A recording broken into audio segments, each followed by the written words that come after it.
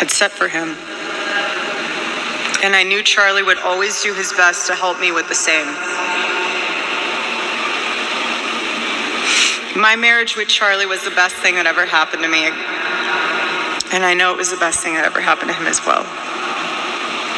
He wanted everyone to experience that joy. And that's what's so beautiful about God's design for marriage, is that everyone can. And I could talk endlessly about it, and years to come I will. But Charlie's mission above all was aimed directly at those who aren't married. He named his organization well. He knew things were not right with America, and especially with young people, and they needed a new direction. Charlie passionately wanted to reach and save the lost boys of the West. No purpose, no faith, and no reason to live. The men wasting their lives on distractions, and the men consumed with resentment, anger, and hate. Charlie wanted to help them, just like the one who took his life.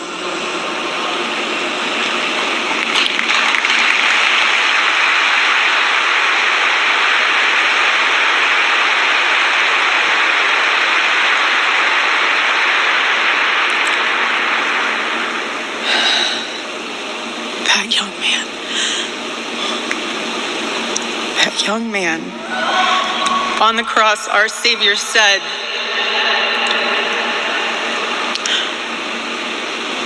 "Father, forgive them, for they not know what they do." That man, that young man, I forgive him.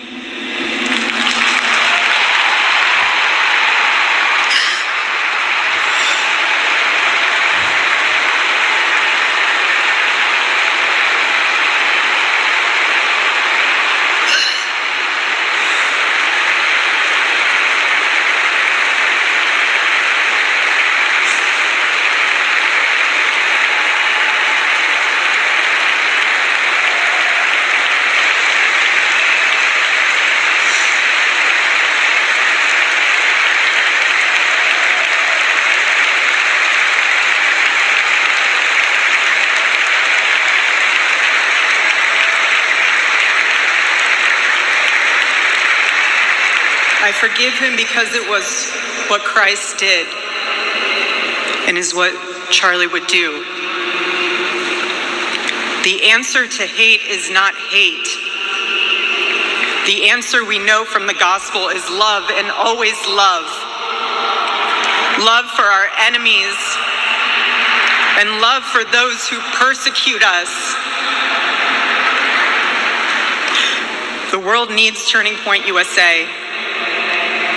It needs a group that will point young people away from the path of misery and sin. It needs something that will lead people away from hell in this world and in the next. It needs young people pointed in the direction of truth and beauty. And so I promise you today, every part of our work will become greater. I am tremendously honored to be the new CEO of Turning Point USA.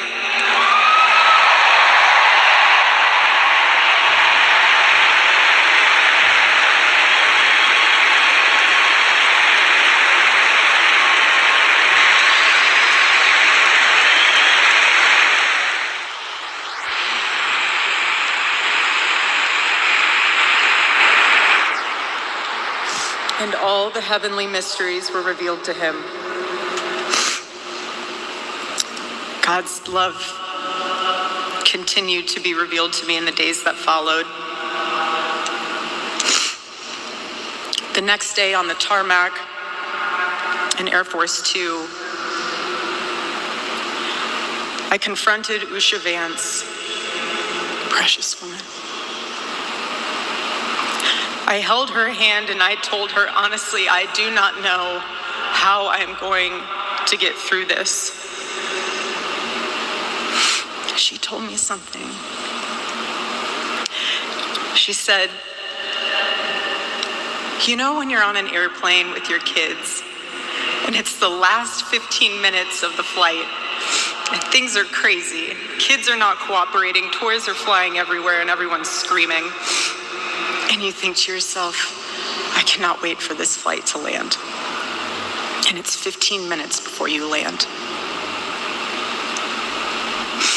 And she told me, you will get through these 15 minutes and the next 15 minutes after that. Usha, I don't think you realized it then, but those words were exactly what I needed to hear. But most of all, God's mercy and God's love have been revealed to me these past 10 days. After Charlie's assassination, we didn't see violence. We didn't see rioting.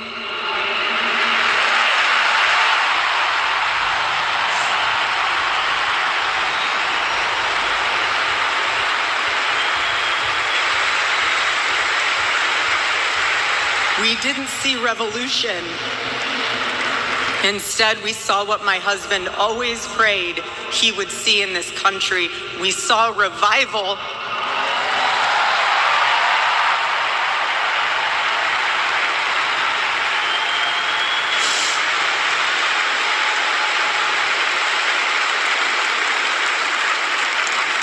This past week, we saw people open a Bible for the first time in a decade. We saw people pray for the first time since they were children.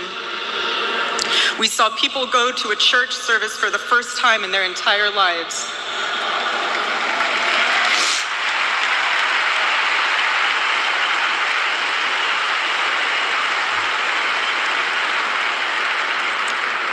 Charlie liked to journal. And I say this because he did it to remember important moments and sayings that affected him. And one of the things he wrote in his journal was this: every time you make a decision, it puts a mark on your soul. To those of you out there who just made that decision and took the first step toward a spiritual life, I say thank you and welcome.